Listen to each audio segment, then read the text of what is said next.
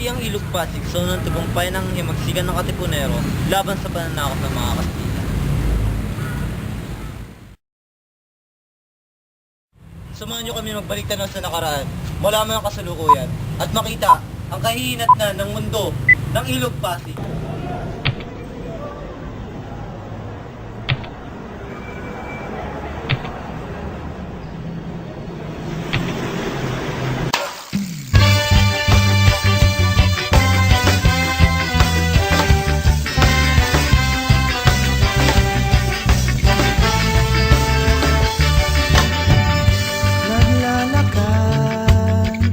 Sabay ng hangin at hindi alam kung saan ako dadalhin. Sinusundan ko lang ang iyong tinig, sana pakinggan ang aking himig. Ako'y nagpahinga sa ilalim ng punong mangga, maasa nandyan ka na pag-isip.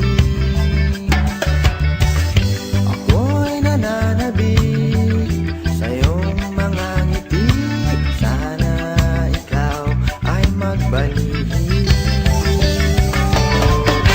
Dapit hapon na, di ka pa rin nakikita. Patay ka buti man ng umaga, ako'y maghihintay pa rin sa iyong pagdating.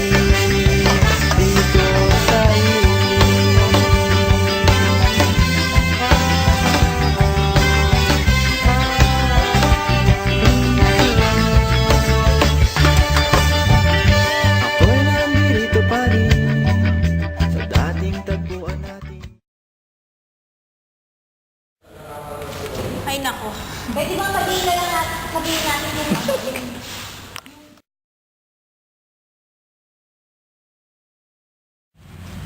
sinasabing noong 16th century, isa sa pinagkukunang yaman ni Raja Sulaiman ay ang Ilog Pasig.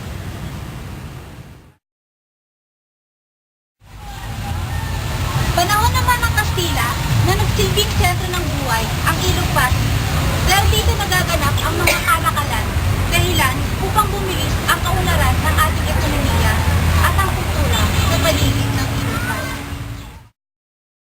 Nag-alay din naman ng malaking parte ang Ilog Pasig noong ang Pilipinas ay nasasakop pa ng mga Amerikano. Totohanan niya yan siya.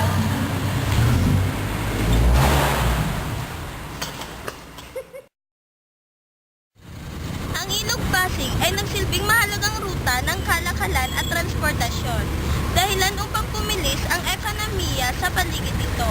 Kasabay nito ang pagtayuan ng mahalagang infrastruktura na magpasa hanggang ngayon ay makikita pa rin ilan sa mga ito, katulad ng Hospicio de San Jose, Intramuros, PUP, Malacanang, at ang natatanaw natin mula sa likuran ko, ang Manila Post Office Building.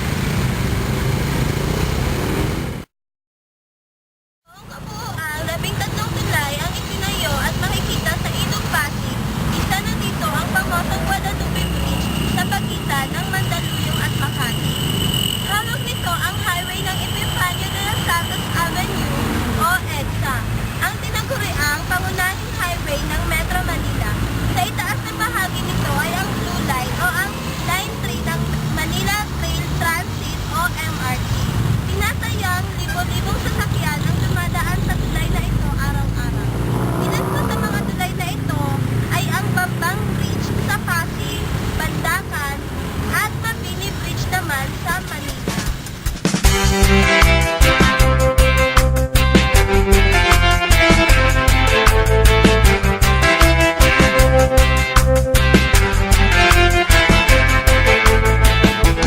Moving forward, using all my breath.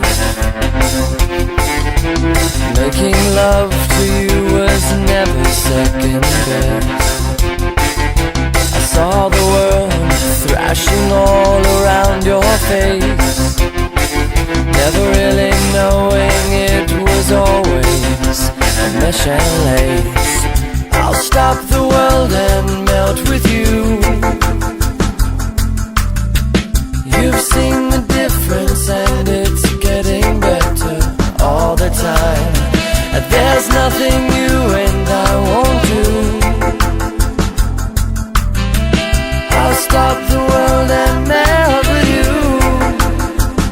You should know best. Dream of better lives, the kind which never hate. You should see why. Dropped in a state of imaginary grace. You should know best. I made a pilgrimage to save this human race. You should see why. Never comprehending the race was long gone by. I'll stop the world and melt with you.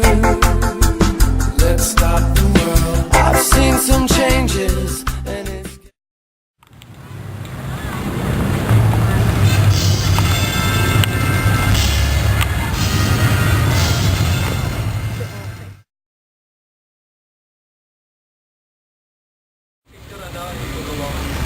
Anong naiisip pagka sinabing Pasig River?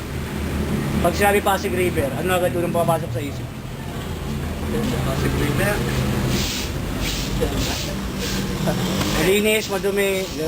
Marami. Parang sinabi Pasig River. Talagang ano ng bikto ng bakterya.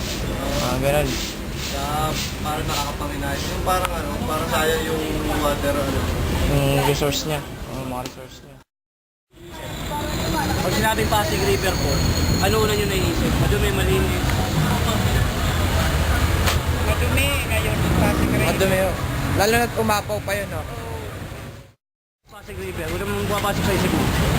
Big. Sa Pasig River. Basta masasabi ko. Wala. Like nalinis.